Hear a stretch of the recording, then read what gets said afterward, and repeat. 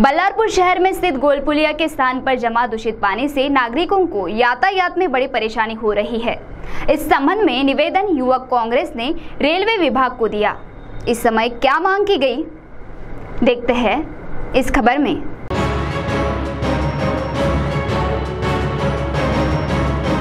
बल्लारपुर शहर के अति महत्वपूर्ण भाग के तौर पर पहचाने जाने वाले गोलपुलिया में बड़े पैमाने पर दूषित पानी जमा हुआ है, जिससे सर्वसामान्य नागरिक, बुजुर्ग, विद्यार्थी इन्हें बेहद परेशानी का सामना करना पड़ रहा है, जिससे गोलपुलिया के दूषित पानी की समस्या हल करे, ऐसी मांग युवक कांग्रेस ने की है। इसके लिए 21 जून को रेलवे रोको आंदोलन करने का इशारा भी दिया गया है और इस संबंध में निवेदन रेलवे विभाग को दिया गया। इस समय राजू झोड़े, चेतन गेडाम, छोटू सिद्दीकी, संजय सूर्यवंशी, श्यामभाऊ झिलपे, प्रदीप गौर शेट्टीवार, अरविंद वर्मा, गोपाल कलबला, सचिन गोंधड़ी, आदिल भोयर, मंगेश जुनगरे, नन्हा लाहौरे, बंटी पुनाला आदि उपस्थित थे। तो आइए सुनते हैं इस संदर्भ में राजू झोड़े ने जानकारी देते हुए क्या कहा। मागील अनेक दिवसापासून बल्लारपूर वस्ती जाणारा गोलपुलिया महामार्ग मोठ्या प्रमाणात बांधकामामुळे रखडलेला आहे। बांधकामाच्या नावाखाली मागील 1-1.5 महिना गोलपुलिया बंद ठेवलं, परत रिपेअरिंगच्या नावाखाली 1 दिवस बंद केलं।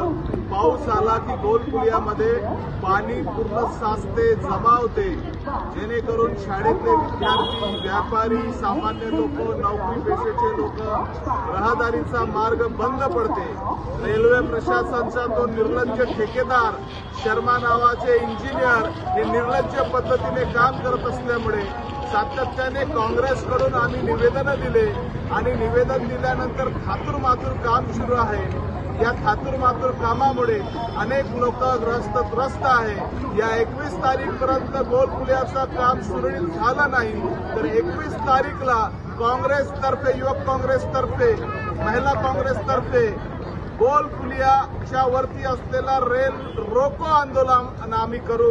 युवक काँग्रेस आणि बल्लारपूर शहरातील तमाम सुजाण जागरूक नागरिक मिळून या भ्रष्ट प्रशासन, रेल प्रशासनाच्या निष्काळजीपणामुळे होत असलेल्या समस्या, गोलपुलियामध्ये होत असलेले पाणी जमा या विरोधात रेल रोको आंदोलन 21 तारीख करण्यात येणार आहे।